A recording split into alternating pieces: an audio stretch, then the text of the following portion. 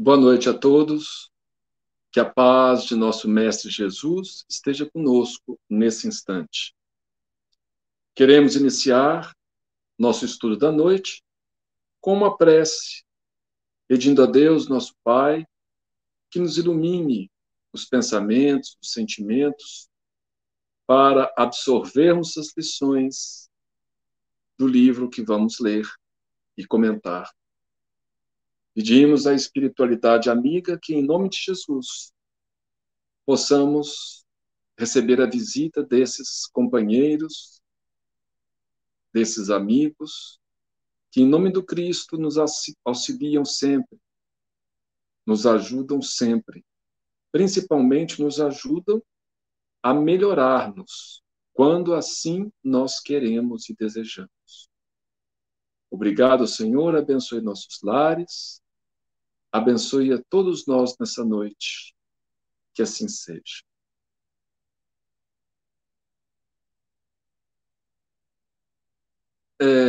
Então, nós estamos estudando o livro Boa Nova, psicografia Chico Xavier, pelo espírito Humberto de Campos, né?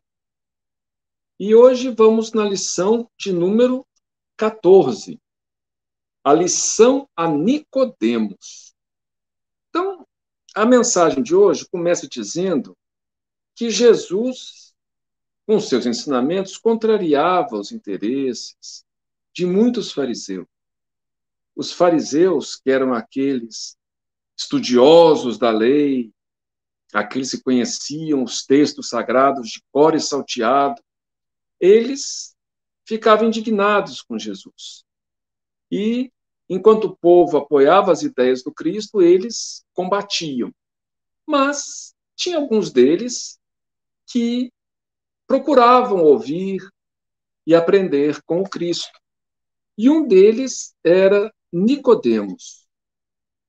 Então, aqui começa falando sobre Nicodemos, fariseu notável pelo coração bem formado, homem de bom coração, e pelos dotes da inteligência. Assim, uma noite, ao cabo de grandes preocupações e longos raciocínios, procurou a Jesus em particular, seduzido pela magnanimidade de suas ações e pela grandeza de sua doutrina salvadora. O Messias estava acompanhado apenas de 2 dos seus discípulos e recebeu a visita com a sua bondade costumeira. Então, o fariseu, Nicodemos, era um fariseu, então ele procurou Jesus uma noite, porque ele passou o dia inteiro pensando em algumas coisas, tentando entender a mensagem, né? Então, uma noite ele foi lá procurar Jesus e Jesus estava na companhia de 2 discípulos. Após a saudação habitual e revelando as suas ânsias de conhecimento, Nicodemos dirigiu-se-lhe respeitoso. Mestre, bem sabemos que vindes de Deus, pois somente com a luz da assistência divina poderias realizar o que tendes efetuado, mostrando o sinal do céu em vossas mãos. Tenho empregado a minha existência em interpretar a lei, mas desejava receber a vossa palavra sobre os recursos de que deverei lançar mão para conhecer o reino de Deus.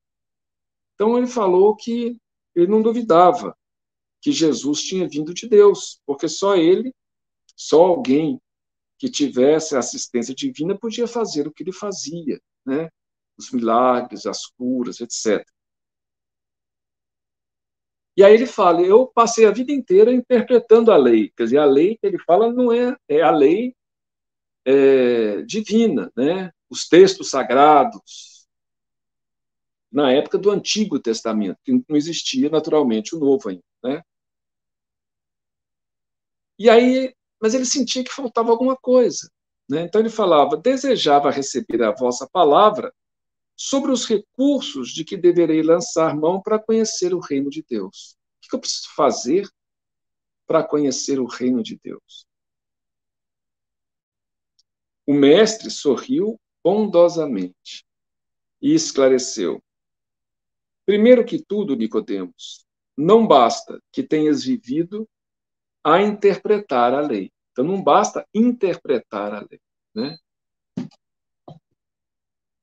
Antes de raciocinar sobre as suas disposições, deverias ter sentido os textos. Olha só. Então, quando a gente faz estudos do Evangelho, quando a gente faz assim, né? Não adianta a gente só ler, interpretar, raciocinar, a gente precisa sentir. A gente precisa abrir nosso coração para perceber o que o texto está dizendo em termos de emoções e sentimentos. Mas, em verdade, devo dizer-te que ninguém conhecerá o reino do céu sem nascer de novo. Então, ele falou essa frase que para Nicodemos foi enigmática.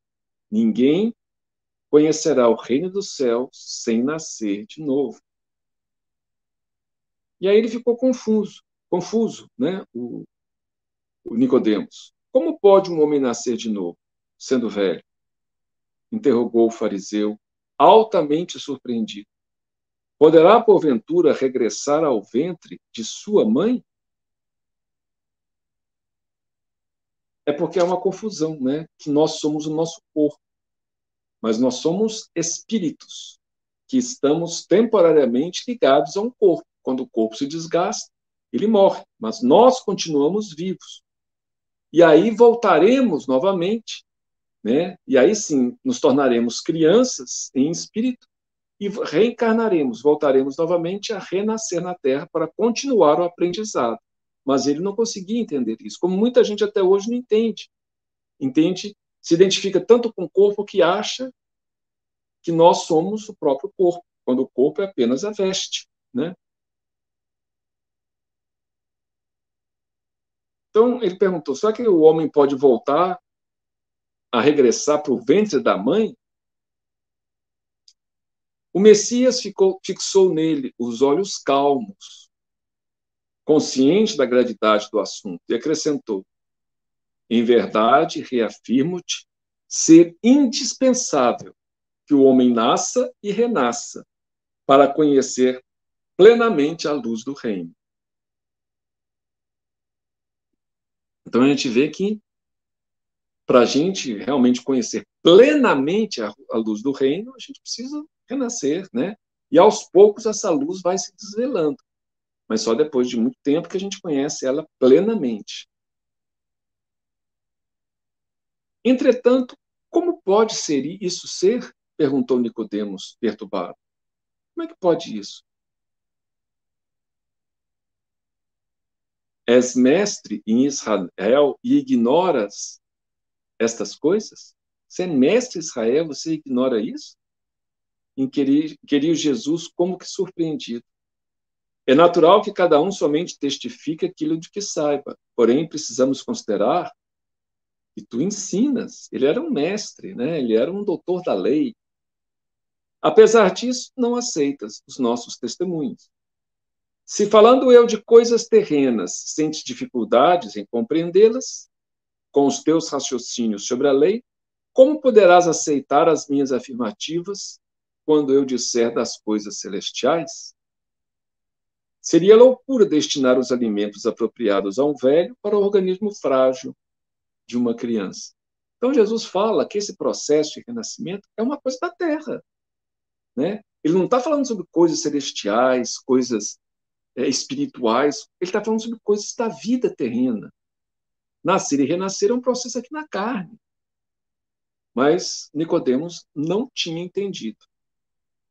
Extremamente confundido, retirou-se o fariseu, ficando André e Tiago, eram os dois discípulos que estavam com ele, empenhados em obter do Messias o necessário esclarecimento acerca daquela lição nova. Então, os dois ficaram, quando Nicodemos foi embora, para tentar entender a lição nova. Jerusalém quase dormia sob o véu espesso da noite. Silêncio profundo se fizera sobre a cidade. Jesus, no entanto, e aqueles dois discípulos continuavam presos à conversação. Desejavam eles ardentemente penetrar o sentido oculto das palavras do Mestre. Eles queriam entender o que Jesus falou, e para eles também era novidade. Como seria possível aquele renascimento? Não obstante, os seus conhecimentos também partilhavam da perplexidade que levara Nicodemos a se retirar, profundamente surpreendido. Por que tamanha admiração em face dessas verdades? Perguntou-lhe Jesus bondosamente. As árvores não renascem depois de podadas? Com respeito aos homens, o processo é diferente. Mas o espírito de renovação é sempre o mesmo. O corpo é uma veste. O homem é seu dono. Toda roupagem material acaba. Porém, o homem, que é filho de Deus, encontra sempre em seu amor os elementos necessários à mudança do vestuário. A morte do corpo é essa mudança indispensável, porque a alma caminhará sempre por meio de outras experiências, até que consiga a imprescindível provisão de luz para a estrada definitiva no reino de Deus, com toda a perfeição conquistada ao longo dos rudes caminhos. Então, a alma está sempre numa peregrinação, numa jornada evolutiva, de melhoramento. André sentiu que uma nova compreensão lhe felicitava o espírito e perguntou: Mestre, já que o corpo é como que a roupa material das almas, por que não somos todos iguais no mundo? Vejo os belos jovens junto de aleijados e paralíticos. Acaso não tenho ensinado, disse Jesus, que tem de chorar todo aquele que se transforma em instrumento de escândalo? Cada alma conduz consigo mesma o inferno ou o céu que edificou no âmago da consciência. Cada alma traz dentro de si o céu ou o inferno, os remorsos, os tormentos, ou a alegria, a tranquilidade, a serenidade. Seria justo conceder uma segunda veste mais perfeita e mais bela ao espírito rebelde que estragou a primeira? Que diríamos da sabedoria de nosso Pai se facultasse as possibilidades mais preciosas aos que as utilizaram na véspera para o roubo, o assassínio e a destruição? Os que abusaram da túnica da riqueza vestirão depois a dos pobres e escravos, mais humildes. Como as mãos que feriram podem vir a ser cortadas. Senhor, compreendo agora o mecanismo de resgate, murmurou Tiago, externando a alegria do seu entendimento. Mas observo que, desse modo, o mundo precisará sempre do clima do escândalo e do sofrimento, desde que o devedor, para saldar seu débito, não poderá fazê-lo sem que outro lhe tome o lugar com a mesma dívida. Então, ele falou o seguinte, por exemplo, se alguém matou, na outra vida, ele vai ter que morrer, mas outro vai ter que matar também, e isso vai ser assim para sempre, né? Então, como é que acontece isso? Quer dizer, sempre para pagar, né, resgatar a dívida de um, outro tem que se endividar também? Uma pergunta inteligente, né? O mestre compreendeu a amplitude da objeção e esclareceu, perguntando: dentro da lei de Moisés, como se verifica o processo da redenção? Tiago meditou e respondeu: também na lei está escrito que o homem pagará olho por olho, dente por dente. Também tu, Tiago, estás procedendo como Nicodemos, replicou Jesus, com um generoso sorriso. Como todos os homens, aliás, têm raciocinado, mas não tens sentido. Ainda não ponderaste, talvez, que o primeiro mandamento da lei é uma determinação de amor. Acima do não adulterarás, não cobiçarás, está o amar a Deus sobre todas as coisas, de todo o coração e de todo o entendimento. Como poderá alguém amar o Pai aborrecendo-lhe a obra? Contudo, não estranho a sua visão espiritual. Todas as criaturas têm feito o mesmo. Investigando as revelações do céu com o egoísmo que lhes é próprio, organizam a justiça como o edifício mais alto do idealismo humano. Então, as pessoas sempre pensam que a justiça é o edifício mais alto do idealismo. E, entretanto, coloca o amor acima da justiça do mundo. E tem ensinado que só ele cobre a multidão dos pecados. Se nos prendemos à lei de Talião, somos obrigados a reconhecer que onde existe um assassino, haverá mais tarde um homem que necessita ser assassinado. Com a lei do amor, porém, compreendemos que o verdugo e a vítima são dois irmãos, filhos de um mesmo pai. Basta que os dois sintam isso, para que a fraternidade divina afaste os fantasmas do escândalo e do sofrimento. Então, isso acontece demais, né? Às vezes, por exemplo, um matou o outro. Aí, numa outra encarnação, como é que eles reencarnam? Às vezes, como pai e filho, como irmãos, para aprenderem a se amar. Então, a lei divina, ela busca o amor. A justiça, ela só... A justiça, como é que a gente fala? Exigente, né? Ela só existe quando não existe o amor. Mas com o amor a gente pode suplantar, inclusive, a justiça, conforme Jesus. Então, se alguém cometeu um erro, mas se aprende a amar, aquele erro, no mínimo, é atenuado. Como aquela lição, né, que o homem tinha cortado o braço de um outro homem, mas na outra encarnação, apesar dos remorsos, ele veio e ajudou tantas pessoas, foi tão bom, que acabou perdendo só um dedo, porque o amor cobriu grande parte, digamos assim, dos pecados, né, que ele tinha. Então, o que importa é as pessoas aprenderem a amar. Isso que é a finalidade da lei divina. Ante as elucidações do mestre, os dois discípulos estavam maravilhados. Aquela lição esclarecia-os para sempre. Tiago, então, aproximou-se e sugeriu a Jesus que proclamasse aquelas verdades novas na pregação do dia seguinte. O mestre dirigiu-lhe um olhar de admiração e interrogou: será que não compreendeste? Pois se um doutor da lei saiu daqui sem que eu lhe pudesse explicar toda a verdade, como queres que proceda de modo contrário para com a compreensão simplista do espírito popular? Alguém constrói uma casa iniciando pelo teto o trabalho? Além disso, mandarei mais tarde o Consolador, a fim de esclarecer e dilatar os meus ensinamentos. Então, o Tiago queria que ele ensinasse aquilo para o povo naquela época. Naquela época, o pessoal não estava preparado ainda. Porque até hoje, apesar da reencarnação ser uma doutrina que está livremente circulando, poucas pessoas realmente acreditam. Pelo menos aqui no Ocidente. No Oriente já tem bastante, né? Tem os budistas, tem os hinduístas, que é da cultura deles. Mas eles entendem de uma forma diferente da nossa. Eles entendem mais como punição e não como evolução, como um processo evolutivo, né? Então, não é tão simples assim as pessoas compreenderem. Eminentemente impressionados, André e Tiago calaram as derradeiras interrogações. Aquela palestra particular entre o Senhor e os discípulos permaneceria guardada na sombra leve da noite em Jerusalém. Mas a lição a Nicodemos estava dada.